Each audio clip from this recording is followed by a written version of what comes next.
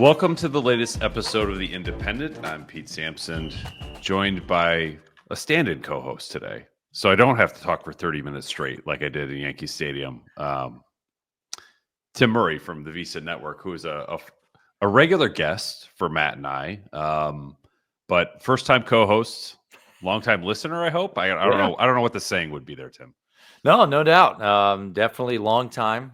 First time, long time, I believe is what you're supposed to say. Regular texter of Matt and I as well. Yeah. I always wonder, I'm like, at what point, like I'll shoot off a text about Mike Denbrock's play calling at the goal line. And I'm like, am I just annoying Pete and Matt now? So I always wonder, like, at what point do I go from like being friendly to, all right, stop annoying me, I'm working. So it's that fine line of what I do. So always love listening to you guys. And you should have called me up post Notre Dame Army. I could have pointed you in the direction of my brother or my father, who were both at the game there at Yankee Had they Stadium. gotten in by the time the game ended? They did, yes. Okay. I did not know about the issues until later, but yes, everything that apparently was discussed, I can corroborate with my family as well. Yeah, that was a bit of a show out there. The LA Coliseum, I think, they handle their business a little bit better. Although I do remember last time I was there in 2022 being unable to get to Marcus Freeman's press conference due to some very zealous field security that wouldn't let us past the velvet rope. So I think Marcus Freeman had a press conference of like 2 reporters. So hopefully that will go better this time. And maybe hopefully the game will go better too. Yeah, the game should go better too. It was interesting being in with Marcus on Monday and him referencing the 2022 game. And I think somebody asked him, like, is this team better than that team? And he's like, we had Joe Alt and Blake Fisher, Michael Mayer. And I'm like, I wanted to like just grab the microphone. It's like, but the quarterback matchup was Drew Pine versus Caleb Williams. Like, what? It went the way that it was always going to go. A lot different on Saturday night with Riley Leonard, Jordan Mayava, the UNLV transfer from, a local product from Tim Murrayville in Las Vegas. But yeah. And you will be there, not covering the game, but as any regular listener knows, you have quite a streak, or had quite a streak until Ohio State of Notre Dame wins. Now you're just on a 1-game streak of the Sun Bowl, but 25-10 overall. I think Notre Dame would probably take those odds. I'll take that winning percentage on Saturday night would look pretty good. Yeah, I'll take it too. No, it's funny. We moved out here during the COVID year in 2020. I was living in Maryland, grew up there, and I have always dreamed isn't probably not the right way to put it, but I've always wanted to go to the USC Notre Dame game to close out the year. And COVID year, obviously they didn't play, and then my brother had actually moved to Mexico, so we went to Puerto Vallarta the year that the Caleb Williams game happened. So I looked at this opportunity. I'm like, I need to do it. Probably going to be out here for a while, but you never know in this crazy line of work. You never just know. So I'm glad I picked the right. It's funny because I always try to pick out what game I'm going to go to, Pete, at the beginning of the season, obviously. And I was like, all right, this is the year I'm going to do USC. And then they lose to Northern Illinois. And I'm like, I don't know. I really want to go to this game.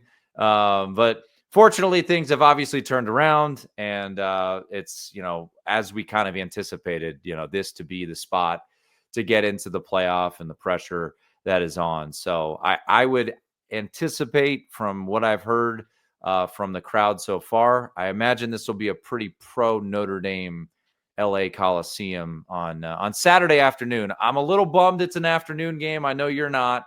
I'm not. To go to the Coliseum for an afternoon game, I'm like, man, that kind of is a bummer. But it's such is life. Having covered 11 Notre Dame USC games in the Coliseum, when USC is good, that is a snake pit to play in. Yeah. When USC is bad, it's nothing. And I would expect this to be more on the nothing side of things. And Notre Dame being good, like Notre Dame's fan base I think will turn out pretty well. I know I've talked to some fans from the area that just hate going to the Coliseum, so they're going to skip it, but they're just going to tailgate instead. But I think it will be a decent. I think it'll be a decent Notre Dame crowd. Like Matt and I have talked about this on, I think maybe after Virginia, and you could probably speak to this as like professional fan that you are, but like I think the fan base like kind of re-engaged with the team sometime or between Florida State and Virginia. And the way that they're playing right now, they've kind of I get the sense that they're an easy team to like again, which is not something I felt I ever would have said again at the end of September. Yeah, there's no doubt. And I think, the Purdue game, right after NIU, I think helped just kind of like, all right, this team isn't going to be 6-6. And then the Miami game came around. You're like, all right. But for me, it was kind of Louisville beating Louisville. And they're like, all right, it was a weird game. Wasn't pretty, but you beat a good team in Louisville. Jeff Brom has always thrived, coming from the gambling standpoint. Backing Jeff Brom as an underdog is usually a pretty profitable endeavor. And, they were a 6.5 point underdog, Louisville was, and Notre Dame got the win, obviously, and the cover, albeit by just a half point. But, for me, that was when I kind of, all right. And I'm never, to be honest, I'm never out. There's been disappointments, but, even in 2016, I think I watched every game. Or, wow. In 2000, I'll be honest, in 2007, there were a couple games where I may not have watched every moment of those horrendous teams. The Stanford to Air game. Force, you were like, I don't need to do this. I'm trying to remember. There was, I think I've told the story before, there definitely were knuckle prints on my mini fridge in my dorm room when they lost the Navy in 2007. That was a pretty low moment for me as a fan, but I'm excited, man. Heard all about it, I'm sure. I this team, to your point about the likability, and I think everything that has kind of been preached about this team has almost come home, which is like, hey, the offense is going to take some time and the defense is going to be really, really good. And obviously I think all of that has played out, and we'll find out on Saturday. I think, for me, I was talking to, oddly enough, Mike Sanford, who has become a friend of mine, former Notre Dame OC, and we were texting back and forth, I think some point in October, and he'd be okay to tell him this story because I was giving him crap about it. He's like, Notre Dame's going to lose the Navy or Army. I'm like, no, they're not. I was like, nope, not going to happen. But I did think that maybe it would be Georgia Tech. Haynes King played. I think that would have been a much different game. And, this game, Pete, we can get into it. This game's tricky. The point spread's not massive. The talent level for USC at certain positions is pretty darn impressive. Mayava, what Notre Dame can hope for, and I think with an opportunistic secondary, he can turn the ball over. Like, he will throw the ball into dangerous spots. And I think with this secondary, they should be able to cause him to make a mistake or two. I agree with that. I mean, and especially the way that Notre Dame's pass defense plays. They're number one in the country in pass efficiency defense. They're number one in the country in turnovers forced or happened upon, depending on how you want to categorize the Navy turnovers. But to me, it feels like a pretty bad matchup for USC. If USC was built a little bit more like Army, in the sense of like they had power to talent, but played a run first, smash mouth, play action style, that I think could give Notre Dame a little bit of an issue. If you want to play finesse against Notre Dame, even down Benjamin Morrison, even down like the pass rusher of Botello and Traore, even down Howard Cross up the middle, to me, that is a terrible matchup. If you want to pick apart Notre Dame's defense, to me, that's the worst way to go about it, is trying to throw the ball all over the place. And it's not like there's no Robert Woods, Juju Smith, Mike Williams from back in the day, Dwayne Jarrett. I'm just like I could rattle off old guys of USC wide receivers. If we're doing this podcast 5 years from now, I don't think I'll be able to name one USC wide receiver on this current team. I do think, Zachariah Branch is pretty electrifying. Yeah. As like and a returner though, right? Yeah, Like, and Mekhi Lemon is solid. But no, to your point, I think your point is fair. And I watched the whole USC UCLA game last Saturday night in the NBC double dip that we got to enjoy. And yeah, it was, I think I'd be curious, Lincoln Riley long term, what it means here. But look, I think DeAnton Lynn is a very good defensive coordinator. yeah. And I think he'll probably cause some, issues. But for me, the way I'm just kind of feeling heading into this game, just outside of always being pessimistic about Notre Dame and the point spread being a little short, I'll give you an example. Last week when Auburn was a 1.5 point underdog to Texas A&M, I was like, yep, Auburn's going to win this game because it's just the line is stinky.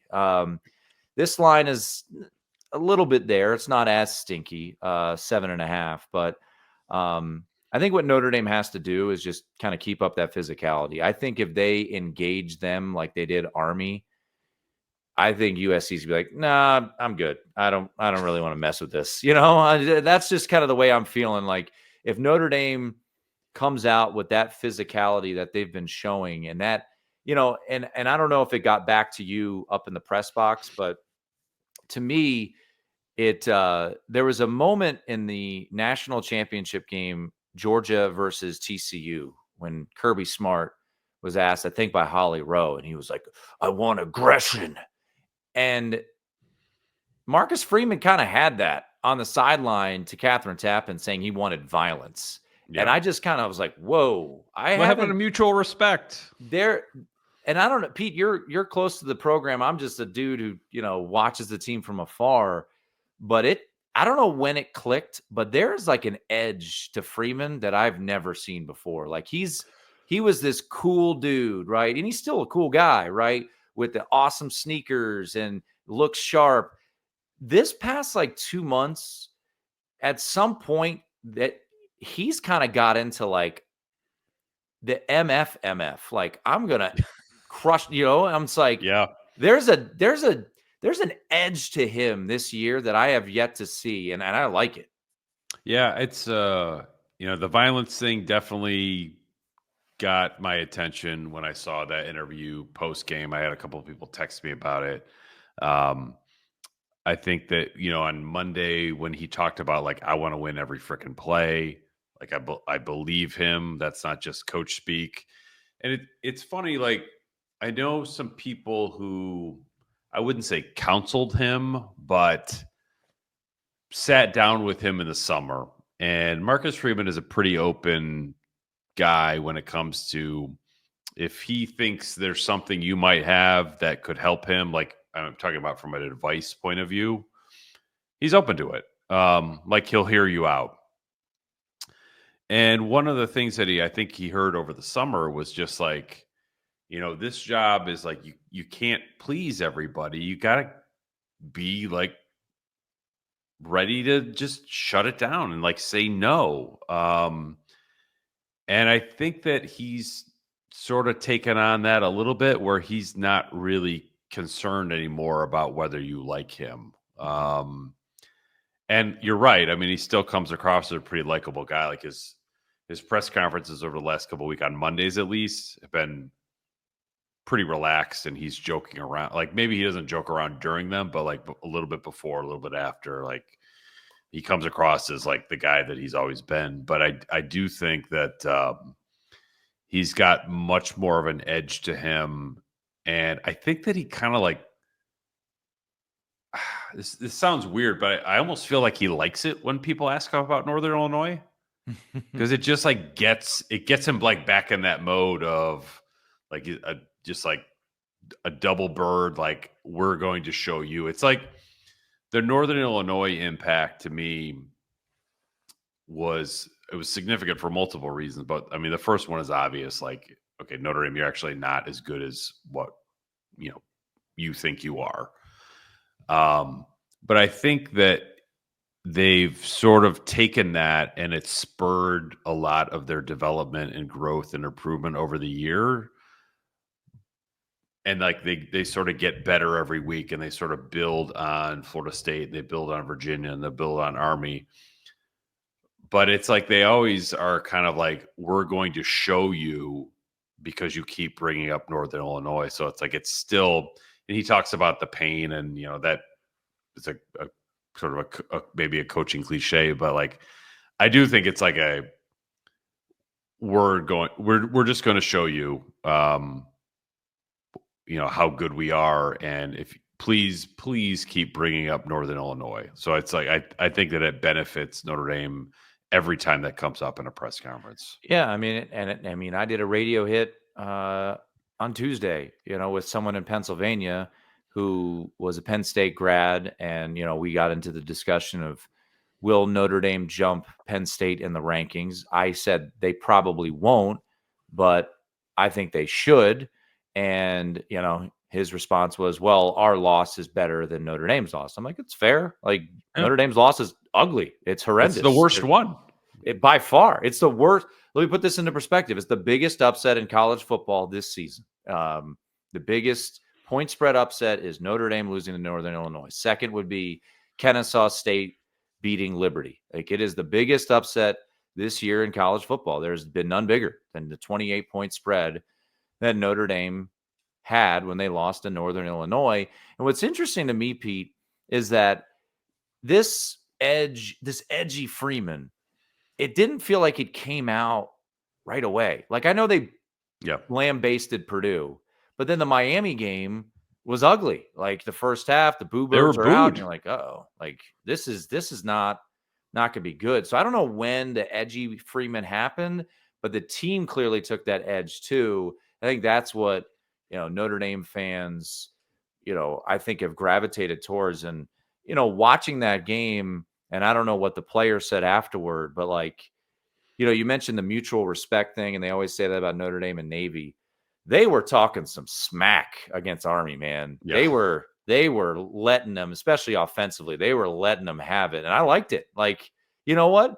Army was 19th ranked in the country and 9-0 and one of the best cover teams in college football. And they thought they could go toe to toe with you. And you proved to them, no, this is a different ball game here. Yeah, it's I think as soon as Jeremiyah Love hurdled the defender, you're like, oh yeah. And it was funny, like I talked to one of Army's like radio, I don't know if he's the analyst or sideline guy, in the booth before the game. And I was like, yeah, I'll be curious. Like, I think Army is disciplined enough where if they get down, they'll stick with it.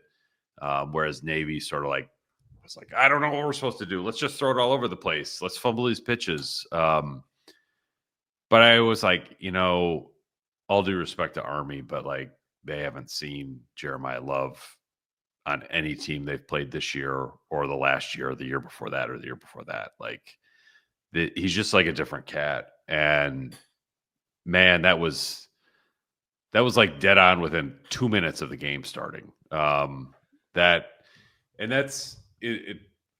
have a mailbag on The Athletic on Wednesday, and one of the questions that I didn't answer, but I'll be curious your opinion on this on, kind of more of a deep cut Notre Dame. Like, Jeremiyah Love, the best Notre Dame running back since who? Look, it's crazy to say, well, Audric Estime, was record setting. They're just so different. And Audric Estime, with all due respect, was amazing, but he's not the level of athlete, not even close to what Jeremiyah Love is.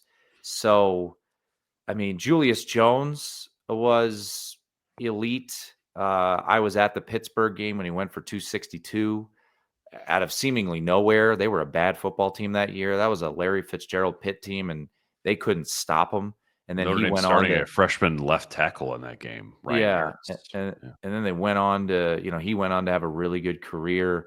I mean, I as a young one, I loved Audrey Denson, but eventually was the coach there. But I don't know. He's such a unique player. He's just a player that, to be honest, USC usually has. Yes. It's like when I went to Notre Dame USC in 05, and you're like, that guy is not normal, and you're pointing at Reggie Bush.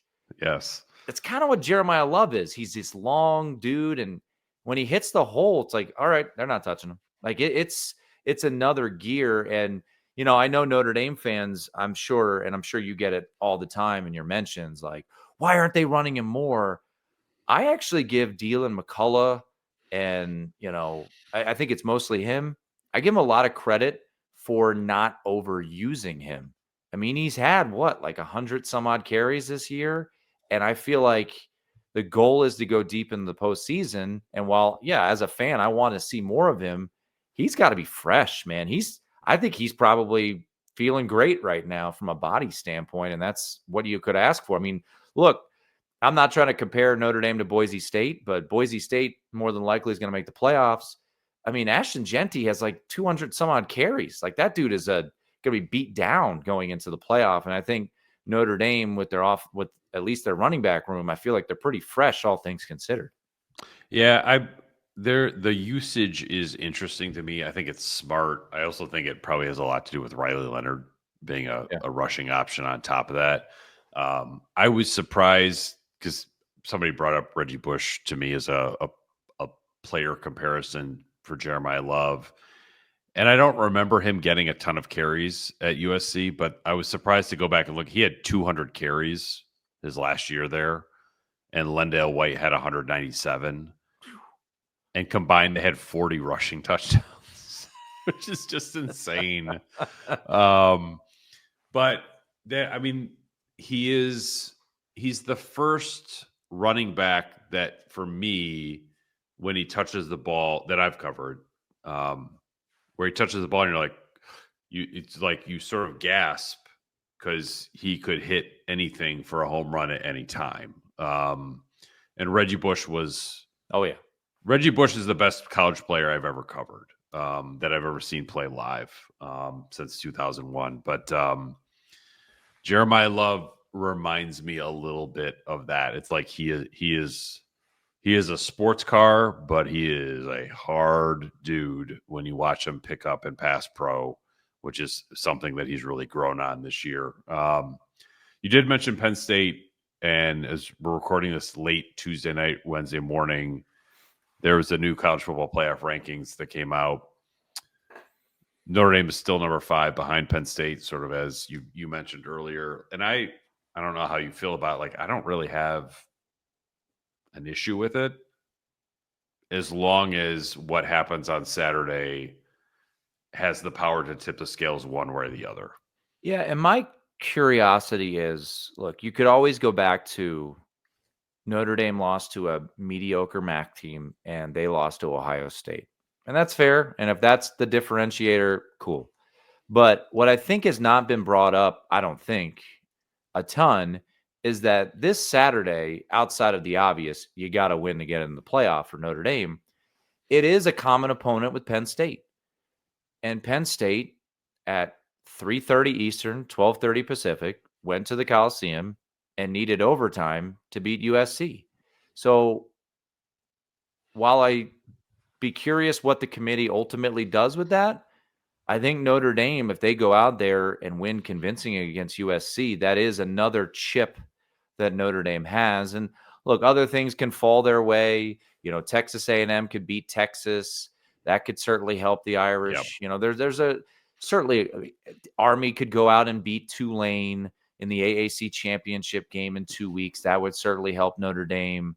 I don't know if Louisville could beat Kentucky. Maybe they sneak back into the top 25. Yeah, I think they're just outside right now. Yeah. So look, there are things that could help, but I'd be interested to see if Notre Dame goes out and handles business and continues to dominate.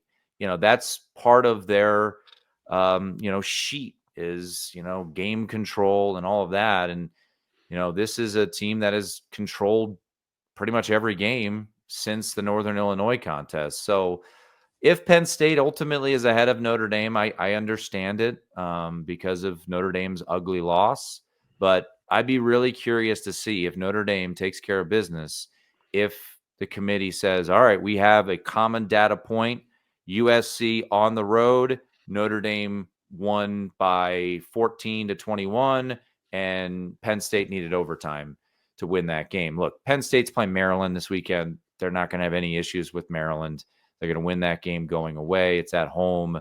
But I'd be really interested. And look, I didn't really fully grasp the difference. Like, I always knew that the 5 seed, Pete, would be huge, but I didn't really realize, and this year's going to be different, but I didn't realize how different the 6 and 7 would ultimately be. Yeah. Now, at the end of the day, you just want a home game and against an opponent that you can beat, and, you know, the chips will fall where they may. But, like, man, if they were to get that 6 seed, play the Big 12 champion or SMU or someone that they're, you know, perceived to be better than, and then get the ACC champ in the New Year's Day, all right, sign me up. Yeah, it was interesting looking at the bracket that came out on Tuesday night, because it's Notre Dame's at the 7 seed, projected to host SMU, and I think they're, you know, maybe as a 10-point favorite in that game. Yeah. But then, you know, to go to Tech, like, they're slotted with Texas right now, which I don't. If Texas could beat Georgia, more power to them. But if Texas is your SEC champ, that's about as gettable an SEC champ as you are ever going to find. And I mean, I think that, you know, you were talking about before the show, like, Notre Dame would probably be a 2.5-point underdog in that game. Probably somewhere in that ballpark. Yeah, I mean, you know. And what was that? Alabama in 2020, I think it was like 12-13. Oh, it was more than that. It was 17, because Notre Dame got the backdoor cover with Ian Book, you know. National championship in 2012, they were a massive dog. You think about the Clemson rematch in 2020 in the ACC championship.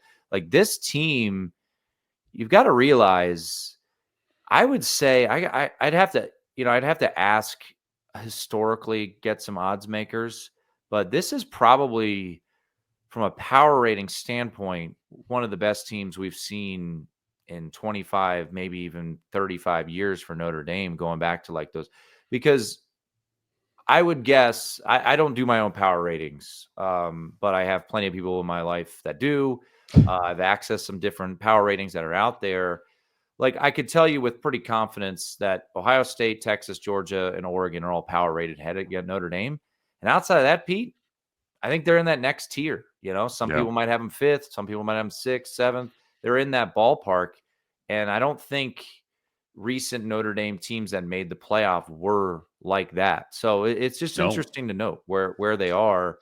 And the crazy thing is, we were talking about this off air, is like, it's kind of a what if too, because the best player on the roster, at least from a pro standpoint, he's out for the year. You know, I mean, everyone knows who's listening, all the injuries, but like, I give a lot of credit to this coaching staff. While it feels like there hasn't been a 2015 drop off, right? Like, when Notre Dame went to that Fiesta Bowl against Ohio State, it was like, yeah, cool, you're here. This ain't going to work out well. No, it's funny. Like, I sort of use covers.com as a easy way to go through spreads. And like, yeah, that Ohio State game, they had that listed as Notre Dame was a 4.5-point dog. 2012, Alabama as a 10-point favorite, which I remember it being more than that. Clemson in 2018, 10.5 points. And then Alabama in 2020 is 19.5 points. Yeah. So it feels like a completely different Notre Dame team, but also like the field is totally different, and that's why I think this postseason has a chance to, despite all the injuries, be so interesting for Notre Dame. And this was another question I got from him in my mailbag that I didn't answer. I'll be curious to sort of sound you out on it. They asked me, in my 24 years on the beat, if I had to make a 12-team playoff field of all Notre Dame teams, which team would I pick to be the favorite? And then I just I put together a bracket of like my top 4 seeds. I thought the first 3 seeds were very clear. The 4th seed I sort of tinkered with a little bit, but the current team I had as the second best team that I've covered in 24 years. So they were my number 2 seed in that bracket. And I think one is a couple ways to look at that. One, I've had 3 teams in 24 years where I thought like could have made a run to like win it. This is one that has a puncher's chance to do it. So if something happens once every 10 years, enjoy it while it's happening. And I think it's happening right now. But also just like the way the field is set up, this Notre Dame team. I feel like they have a realistic chance to get to the Final Four and like maybe make some noise when they get there in a way that like the Clemson in 2018 and Alabama in 2020, Alabama in 2012. Like I never believed for a second Notre Dame was going to win those games. Yeah, and I think that's the interesting thing about this team is, 05 is probably many people's favorite team because it had been so long since a team like that had been around for Notre Dame. It's one of my favorite teams, certainly when you've got a high-profile quarterback like Brady, you had the game against USC, all of those things that went into that kind of magical season. You win at Michigan. I still remember I was talking to someone the other day about the season opener against Pitt, and I think game day was there, and everyone was like, yeah, I'll believe it when I can see believe it when I see it. And they just went out and just dominated them. You're like, whoa, okay, this is a little bit different.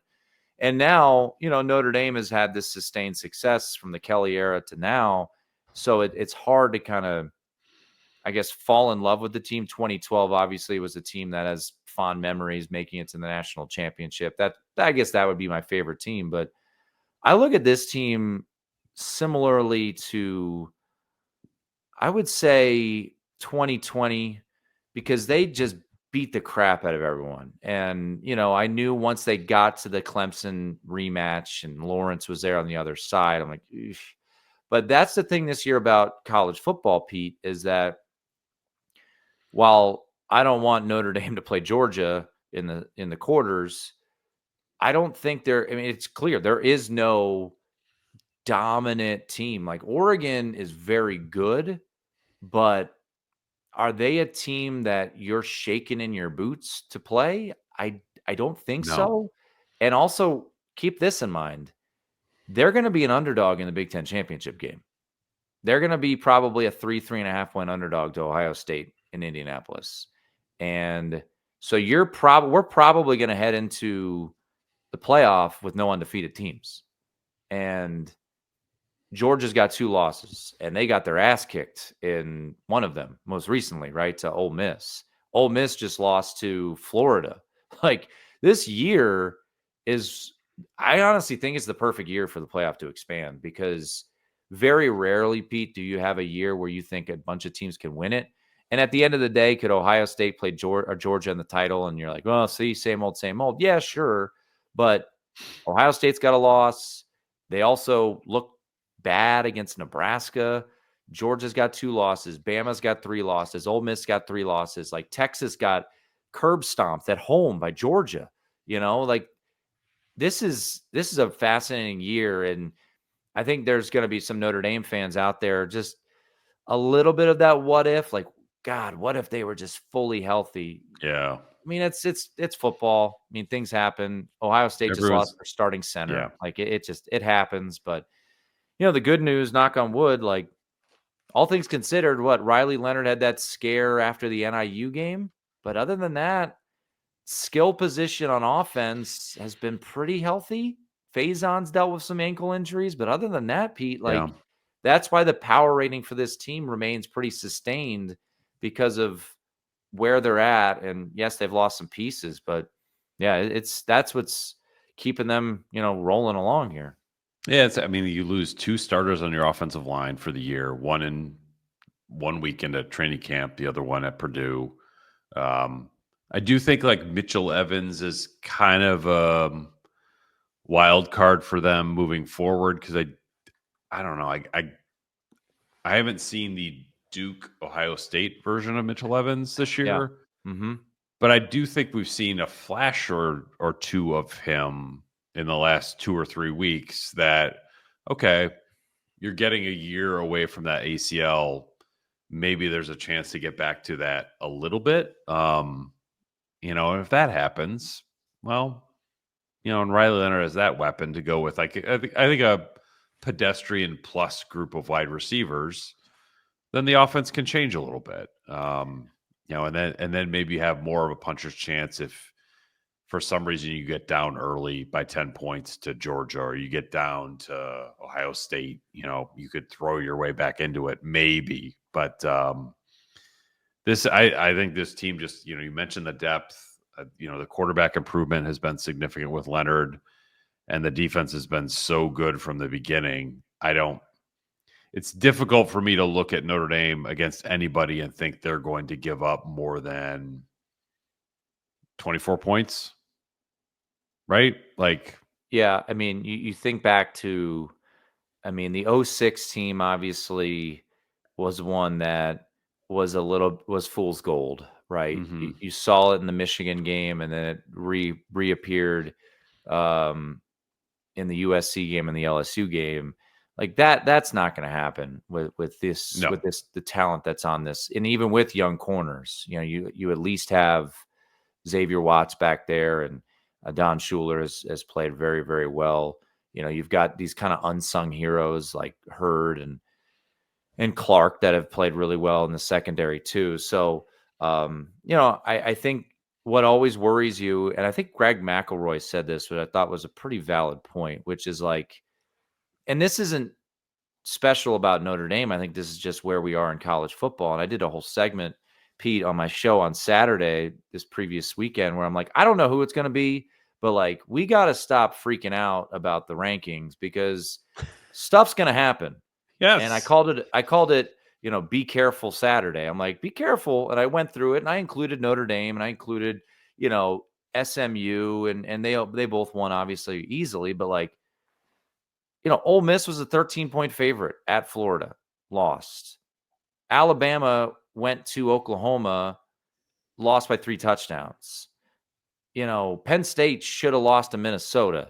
Like, Notre Dame, and I'm getting back to the Greg McElroy point, which was like, Notre Dame could be dangerous in the playoff.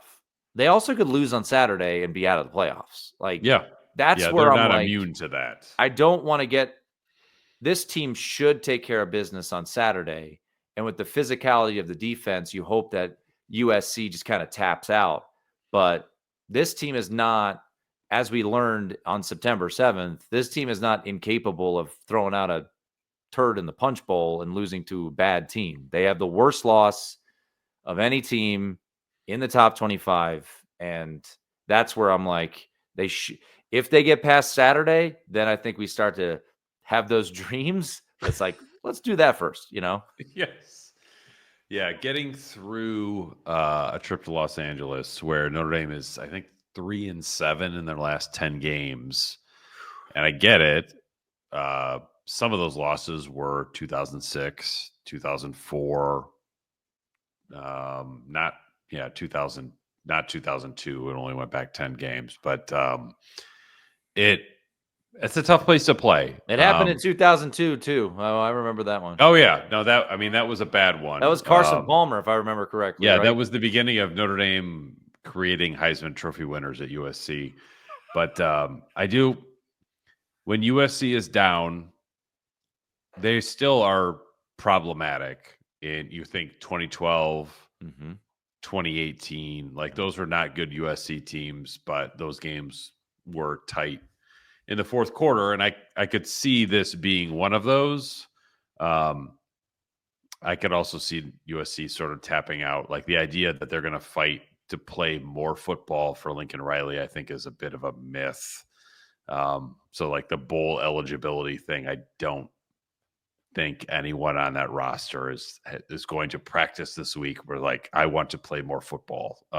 Can't wait to go to the Sun Bowl, Yeah, I mean, which is great. I mean, we both experienced it ourselves last year. Very good time. Beautiful weather. I think enjoyed it. You spent 0 nights there, but This was a fun spot. You mentioned this like 2 weeks ago, and my God, if they lose on Saturday, that bowl game will be like a morgue. I mean, I can't even imagine, like, the thought of this team playing in the Pop-Tarts Bowl in Orlando on December 28th. It's like, You don't think that Marcus Freeman is going to have the cinnamon sugar frosted Pop Tart and eat it with a smile on his face after that game?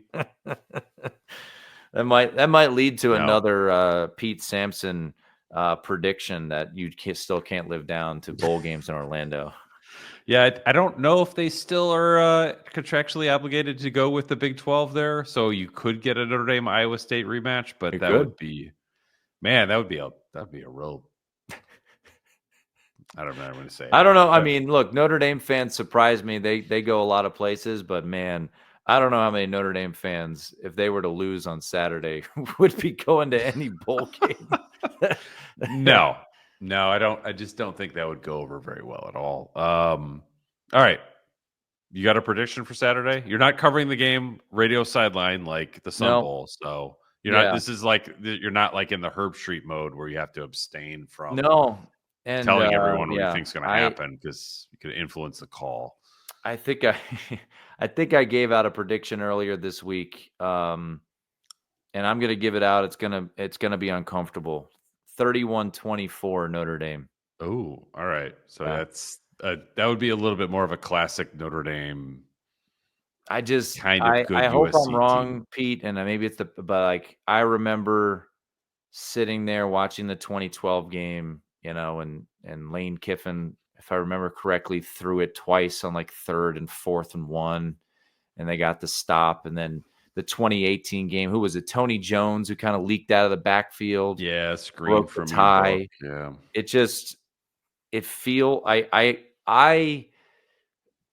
There is nothing more fun for me than going to a Notre Dame ass whooping. Like, but I don't know, man. I have a little pessimistic in me that it could be uncomfortable. Hopefully I'm wrong. I would love to be dead wrong. And I'm not betting this game personally. I almost never bet Notre Dame. I did have a bet preseason that did come home, so I'm happy about that. So we're good in that regard. But I think it's uncomfortably close, but I'll give them the nod. I think they win. I'll say 31-24. I think that it will be more at ease than that. I'm going 28-10. I think one of the weird statistics, I wrote it for my preview for Army at the time in the middle eight, Notre Dame had a 97-0 scoring advantage. The final 4 minutes of the first half, the first 4 minutes of the second half, that's up to 111-0. Oh. And if that trend continues, the game will be over, or it should be over by the 4 minutes into the third quarter. Because if Notre Dame can get a 10-point advantage, which is sort of what they're averaging this season, if they can do that, if they can just be average in the middle eight, they should be up 21-10 by the 4 minutes into the third quarter. So I think it will feel like a game at halftime. I think it will be a game where Notre Dame fans are tweeting or whatever you do on Blue Sky in the first quarter, and you're upset and you don't like what you're watching, and it's making you very uncomfortable. Like, I think the first quarter is not going to be fun. But I think by the time the fourth quarter starts, you're going to be like, all right, they really should be ahead of Penn State, right? Like, yeah, I think, look, and I guess I should amend my prediction because I said 31, and that would indicate that they made a field goal. Yeah, so. See, that's why I'm at 28. They're not making Yeah, no, I maybe 28-20. Maybe that should be, or 28-21. I wanted to give USC the slight cover here, but no, I think there's also the possibility where this team and the mindset that they have does come out and just wreaks havoc and kind of makes USC like reconsider being on the field. Like, no. Yeah, I mean, that's I don't. And you look back at like the 2018 game or the 2012 game, and I feel like Notre Dame was tight going into those games. Yeah. Like understandably so, because it was like what's happening? Like, especially in 2012, you're like, is this for real? They were number one in the country going in. It was the first time they had been number one since 93 in 2012, if I'm not mistaken. So it was just like weird territory to be in. And then 2018, the 2016 reboot was not that far in the rearview mirror. 2017 was a good season, but not a great season.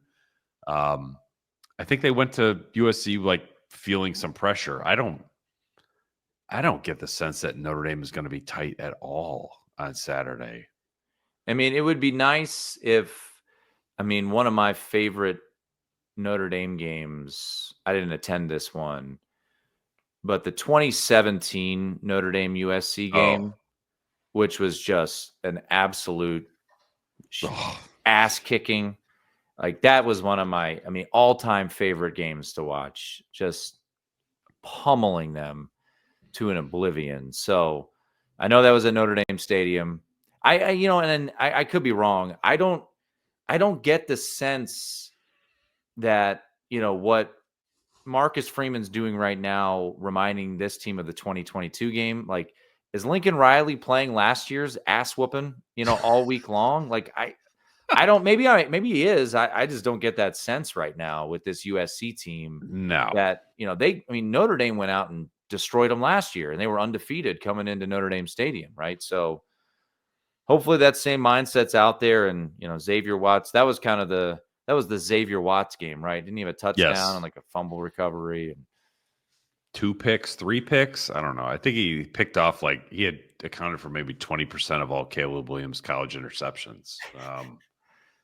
Yeah, it was that game was wild. And honestly, I'm not sure how much the 2022 game, like, unless you're Jack Kaiser, like, what's this? Why are we watching this? Like the quarterback now doesn't look like the quarterback then. Yeah. Like that was the problem. Yeah, we're not gonna. Yeah, Jaden Mayava was playing in the Mountain West Championship a year ago. So, yeah, and to be honest, Heisman Trophy winner. Yeah, and what's interesting about it is like I've kind of heard that like UNLV was like not like all broken up that he transferred. Yeah, so it's like, look, he's the starter. He makes more sense, I think, for Lincoln Riley. He can make some plays with his legs, but he also threw a pick 6 against Nebraska, and so I think this secondary has a chance to make him pay for his mistakes. Yeah, Notre Dame's, how many passing touchdowns have they allowed this year? It's let me pull that up. Well, 1 against Northern Illinois. 6. Half of which were thrown by Tyler Shuck. Oh, that's right. So I don't think that USC's quarterback situation is as good as Louisville's. And if that's the case, I just have a difficult time seeing USC moving the ball a whole lot. But we'll see on Saturday afternoon, not Saturday night. I'm like conditioned to say Saturday night for Notre Dame road games, but I'm pleased that's not the case this week. Tim, I hope that we can get together for a beverage on Friday night, but not too many because it is an earlier game. Game. You've got work. I'll do a little work on Saturday morning on VSiN as well. So I won't. We'll be tame. Yeah. But no, I'm looking forward to it. New stadium. I think there's some cool ones on the horizon. Opening next year at Miami certainly is appealing. I don't know if I'm going to go down to call the Hogs, even though I do have some friends in Arkansas that are trying to get me to go there. I'm like, there's not too many direct flights from Vegas to Fayetteville. I don't know if I'm going to pull that one off. Well, before we get out of here, when you're not co-hosting The Independent, where can people listen to you? Yeah, so I'll point you in the direction of 2 shows. I do a podcast as well, because who doesn't do a podcast? The VSiN College Football Betting Podcast. We do 3 episodes a week. And then Saturdays, I do a tailgate show, the VSiN college football tailgate show, which is 10 to 1 p.m. Eastern time. And you can get the VSiN Watch app. So if we're on YouTube TV as well, but you can listen to us for free. You can watch us for free right now. So yeah, if you're into sports gambling content, looking to dabble into it, we're your network. So yeah, check us out if you get the chance. But yeah, I try to keep the Notre Dame fandom to a minimum, but everyone knows, everyone on the network knows. So it's cool. I mean, it's funny. I'm more, there's a college football handicapper that I'm good friends with. His name's Brad Powers, and he and I are both Notre Dame fans, obviously. And we are always pessimistic about the team. So it's kind of funny how it all plays out. But no, I mean, it's been a year where, I think, Pete, as this year has gone on, you're like, I think this team's pretty good. And it's wild, as I tweeted it out, and I haven't updated the last 2 weeks, but I mean, Marcus Freeman, since he took over, Notre Dame is a covering machine, which is pretty wild because there's a common misconception out there, Pete, and I think it's the way it used to be, that Notre Dame was always inflated in the betting market. But under Marcus Freeman, they've been covering very, very well. And, this year's no different. I think the number only one team in the country since he took the job, right? I believe so. I haven't updated since the UVA game, which technically, believe it or not, those games are graded on where it closes. And I think UVA actually closed like 20.5. So I think technically Notre Dame was the favorite or covered that game, but that's kind of. But they certainly covered the Army game. Splitting hairs. Oh yeah, they definitely covered that one. So yeah, we'll see. Hopefully they keep it rolling and take care of business on Saturday. And boy, a home playoff game, man. If you had told Notre Dame fans after the NIU loss, don't worry, still have a chance to post a home playoff game, I think they would not believe you. Yeah, well, you'll have to make the trip out to South Bend in late December from Vegas for that one, if you make that happen. But yeah, as we wrap up some business on our end, obviousshirts.com. You can check out official merch for the Independent. And Tim, I would say, like, if we had to have a Marcus Freeman quote on a shirt, we would just go with, like, I want violence, or like what would be your violence? Just violence, one word. I want a picture. Do you remember the T-shirts in 2005 that said "New coach, new pope, new era," and then on the back it said "Same old Jesus"?